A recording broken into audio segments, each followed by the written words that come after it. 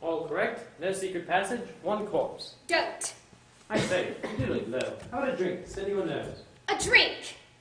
2 dead bodies at 9 o'clock in the morning. Have a drink. An old man gone quite crackers. That's all right. Just have a drink. 10 people accused of murder. Oh, it's okay. Everything's fine so long as you have a drink. All right. Stay thirsty. You're nothing but a waster, an adventurer. You make me tired. I say, you are Hedda. What's the matter, my sweet? I am not your sweet. I'm sorry. I rather thought you were. But you can think again. Oh, come now. You know you don't really feel like that. We've got something in common, you and I. Rogues and murderers can't fall out. Rogues and murderers. Okay, so you don't like the company of rogues and murderers, and you won't have a drink. I'll go and finish searching. What an unpleasant young man. Can't find him anywhere. Is anything the matter? I'm worried about the general. He really is ill, I think. Looking out for the boat, General. He's saying he's found him out. Don't. One must face facts. Can any of us afford to throw stones? Even if his wife was no better than she should be, and she must have been a depraved woman, he had no right to take judgment into his own hands. What about Beatrice Taylor? Who? That was the name, wasn't it? Oh, you're referring to the absurd accusation about myself? Yes. Well, now that we're alone, I've no objection to telling you the facts of the case. Indeed, I should like you to hear them. It was not a fit subject to discuss before gentlemen, so naturally I refused to say anything last night. That girl, Beatrice Taylor, was in my service. Very much deceived in her. She had nice manners, was clean and willing. I was pleased with her. But of course, all that was sheerest hypocrisy. She was a loose girl with no morals. Disgusting. Some time before I found out she was what they call in trouble. It was a great shock to me. Her parents were decent folks, too, and had brought her up strictly. I'm glad to say they didn't condone her behavior. What happened? Naturally, I refused to keep her an hour under my roof. Then one should never say I condoned immorality. Did she drown herself? Yes. How old was she? 17. Only 17. Quite old enough to know how to behave. I told her the low, depraved thing she was. I told her that she was beyond the pale and that no decent person would take her to their house. I told her that her child would be the child of sin and would be branded all its life, and that the man would naturally dream of marrying her. I told her I felt sorry for ever having her under my roof. You told all that to a girl of 17? Yes, I'm glad to say I broke her down utterly. The poor little thing. I have no patience with this indulgence towards sin. And then I assume you turned her out of the house. Of course. And she didn't dare go home. What did you feel like when you found out she drowned herself? Feel like? Well, yes, didn't you blame yourself? Certainly not. I had nothing with which to reproach myself. I believe you really did feel that way. And that makes it all the more horrible. It was unbalanced. Excuse me, miss. Breakfast is ready. Do you know where the gentlemen are? Sir Lawrence Walgrave is sitting out in the sun. Dr. Armstrong and Mr. Bloor are searching the island. I wouldn't bother about them.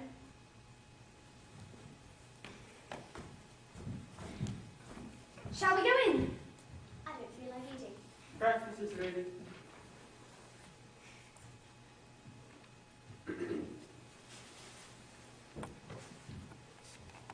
Reading the Bible, Miss Brent. It is my custom to read a portion of the Bible every day. A very good habit, I'm sure. What luck did you have? There's no cover on the island, no caves, nobody could hide anywhere. That's right. What about the house, Lombard? No one. I'll stake my life on it. There's no one in the house but ourselves. I've been over it, from attic to cellar.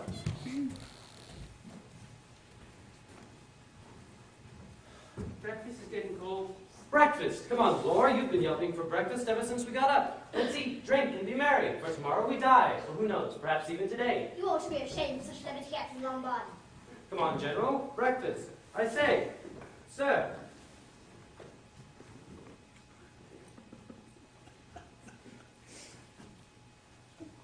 One got left behind. There's a knife in Mackenzie's bag.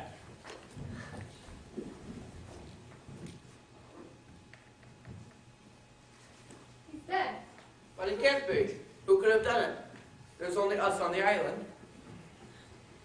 Don't you find it strange how this murderer is always one step ahead of us? How he knows exactly what we're going to do and plans accordingly? There's only one place, you know, where a successful murderer can hide and have a reasonable chance of getting away with it. One place? Where? here, in this room.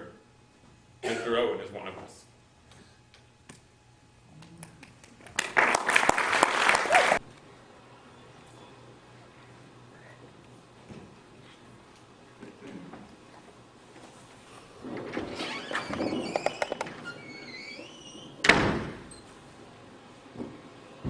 So, Lawrence,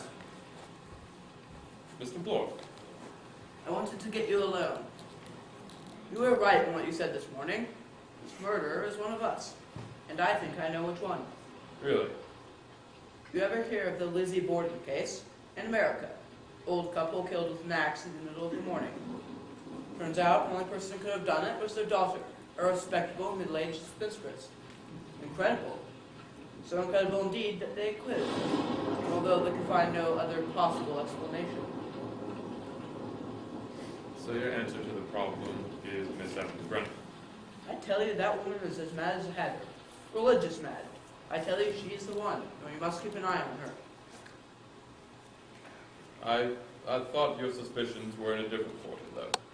Yes, but I've changed my mind, and I'll tell you why. She isn't scared, and she's the only one who isn't. Why? Because she knows quite well she's in no danger. You made some coffee? Whew, it's cold in here. You'd hardly believe it, but you think what a beautiful day it was this morning. Our Captain Lamont Rogers is still out. Well, here is Miss Brent's. I'll take it to her.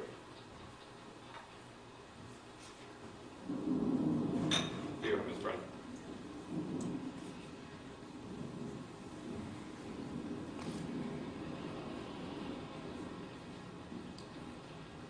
I'm glad you told us to go out for lunch. I feel much better now.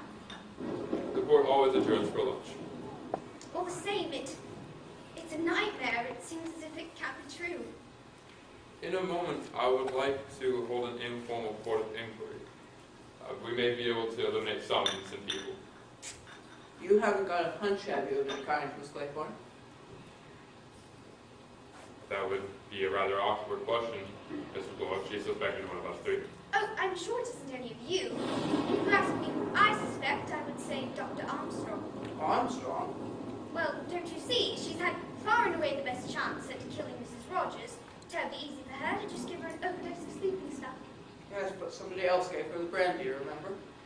Rogers did have far away the best chance of administering the drug. It isn't Rogers.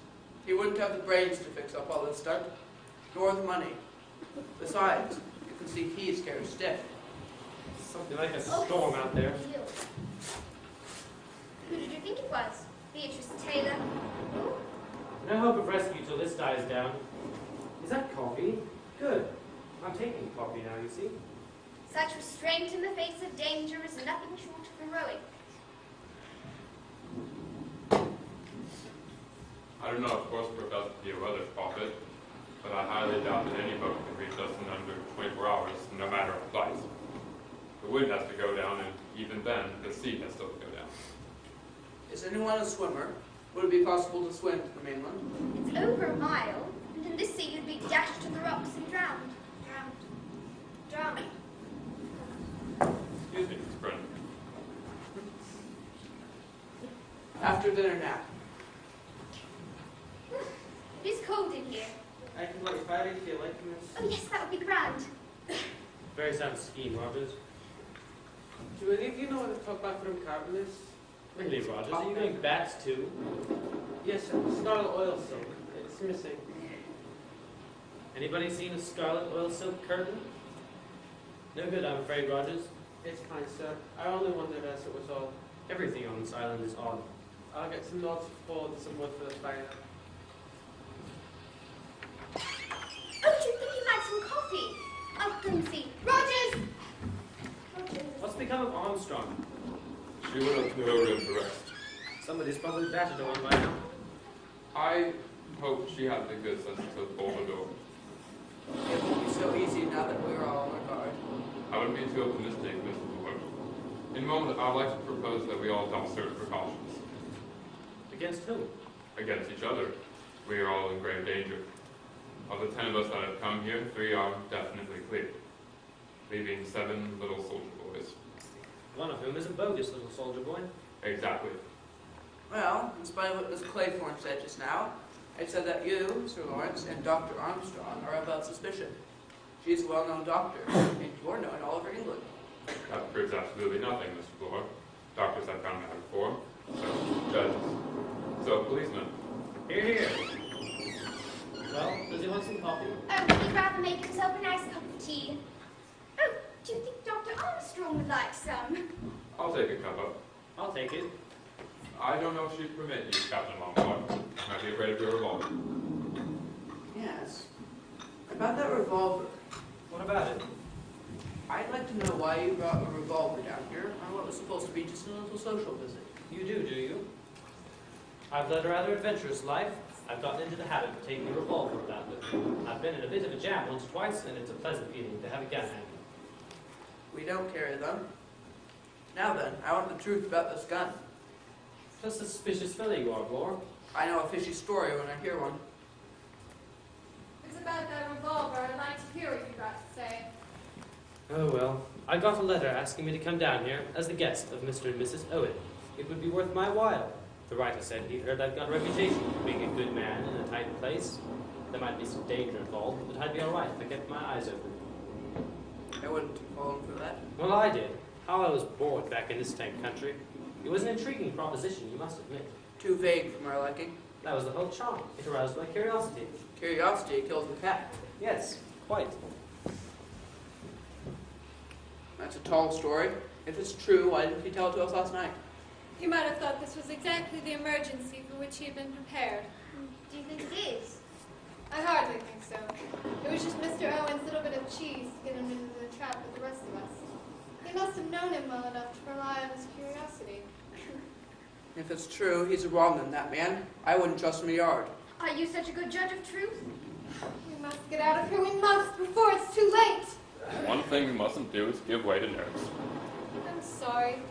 Rather a case of physician, heal thyself, but I've been overworked lately and run down. Sleeping badly. Yes, I keep dreaming. Hospital, operations, a knife at my throat. Real nightmares. Yes. Did you ever dream you're in court, sentencing a man to death? Are you suggesting that I should lose sleep over the death of Edward Seaton? I assure you I should not. The man was a particularly brutal and cold-blooded murderer. The jury liked him and was inclined to let him off. However, well, I cooked Seaton's goose. It's cold in here, isn't it? Yes, I wonder what's taking Rogers so long. Yes. Where is Rogers? He said he'd gone to go get some sticks. Sticks. Is there another one gone? Are there only 6? There are only 5. Rogers and Lombard. Rogers! Rogers! Where is this Bloor off to? Have you seen Rogers? No? Why should I? 2 more soldiers have gone. 2?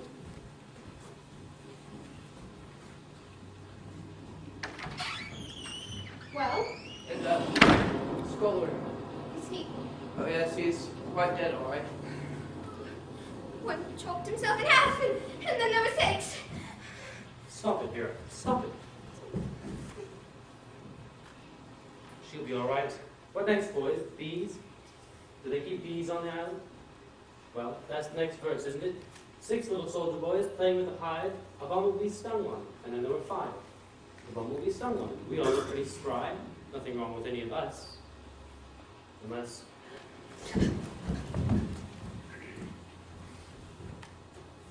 hypodermic syrup. Modern bee sting. While she was sitting there. One of us. One of us. Which one of us?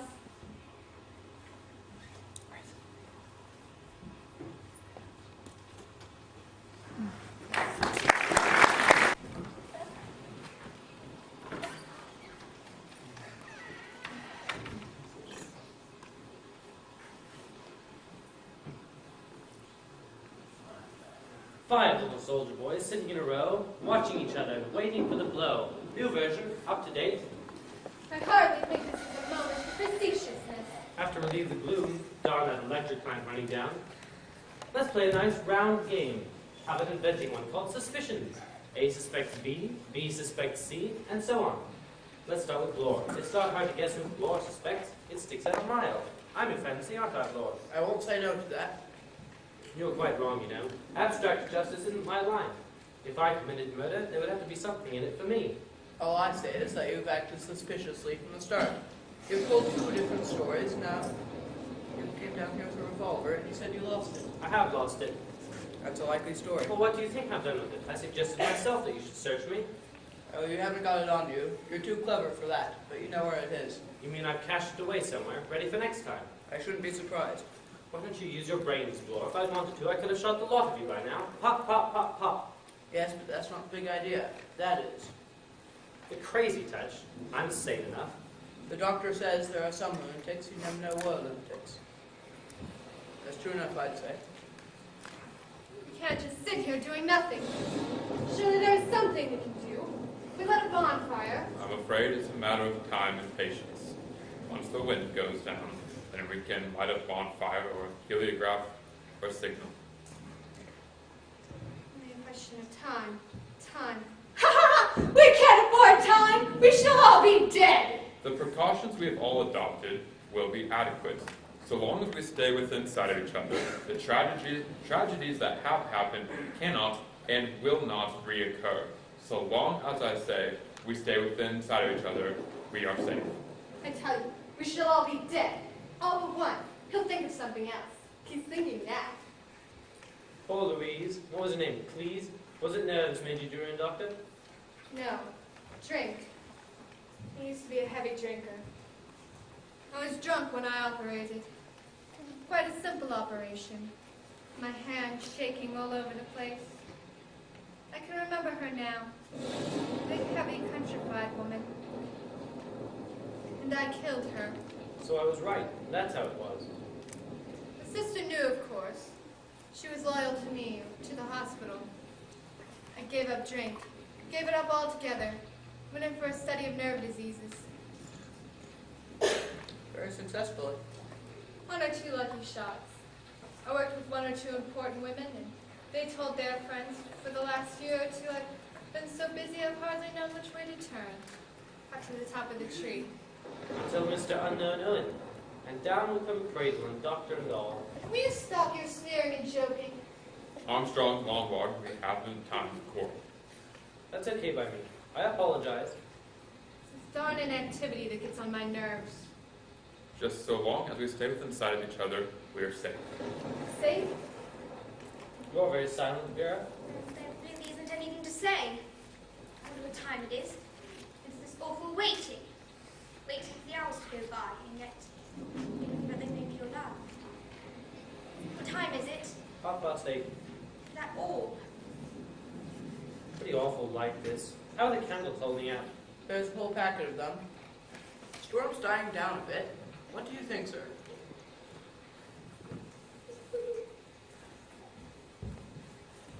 I wouldn't be too optimistic. Murder seems to have everything on its side. Even the weather is falling into his plans. What about something to eat? Oh, if you'd like, I could go to the kitchen and get some coffee and some tinned tuna or biscuits or something.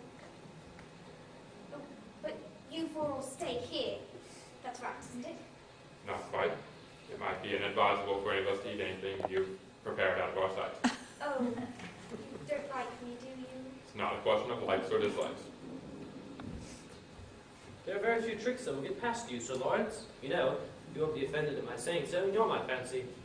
None of us have the time to indulge in the luxury of taking offense, Captain Longboard. All I can say is, I don't think Blore's the murderer. I can't say he's got the brain. All I can say is, if you are the murderer, I take my hat off to you for a fine actor. Thank you. For nothing. I don't believe it's the doctor. I can see she's got the nerve. You've got plenty of nerve, Vera. On the other hand, you strike me as eminently sane, and would therefore only do murder if you had a thoroughly good motive. Thank you.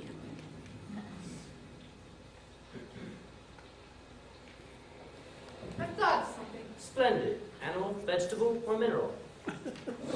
That man says he's a police officer, but he only said so after the gramophone record when his name had been given.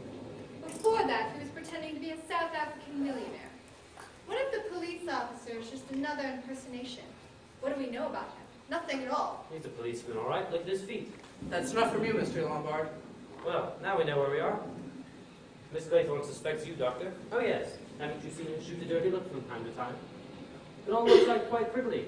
I suspect Sir Lawrence. Laura suspects me. Armstrong suspects Laura. What about you, sir?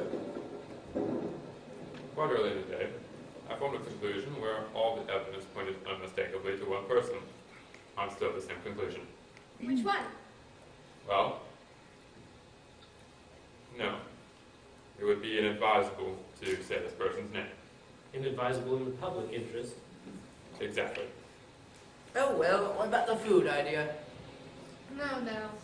We're safe here. I can't say I'm hungry. I'm not ravenous myself, Laura. You can have a guzzle by yourself.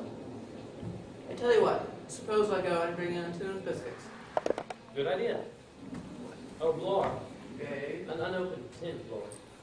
I wonder what happened to that hot apple cut when the Rogers missed. By the wildest stretch of imagination, I cannot see what any on the side of lunatic would want with a scarlet oil silk curtain. Things seem to be going missing. His friend had lost a skein of wool. So the murderer, whoever he or she is a kleptomaniac, too. How does it go? 5 little soldier boys Going in for law, one got in chancery. in chancery. But how would that apply? Unless... Exactly, my dear young lady. Which is why I'm sitting right here. Ah, but I'm testing you for the role of murderer, not victim. The term could apply to the boxer. Perhaps we'll start a free fight. That seems to let you out, my dear. What's that awful rhyme? Keeps going round and round in my head. I think I'll remember it till I die. Law's been a long time. I expect the big bad wolf has got him. Captain Lombard, I've asked you to restrain your rather peculiar sense of humor once already. Sorry, sir. Must be a form of nervousness.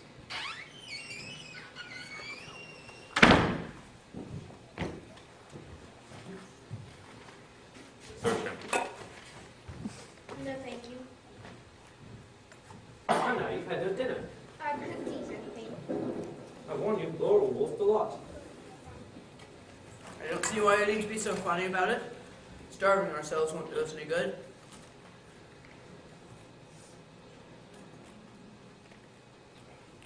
How are we off for cigarettes? I haven't got any. I've run out too. Fortunately, I'm a pipe smoker.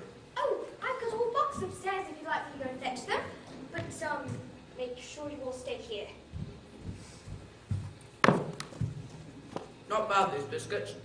What are they? Cheese? Cheese and celery. That girl ought to have had some. Her nerves are in a bad state. I don't know if I would agree with you, Doctor. Miss Claythorne strikes me as a remarkably resourceful and calm young lady. So that's your idea, that she's the guilty party. Hardly likely.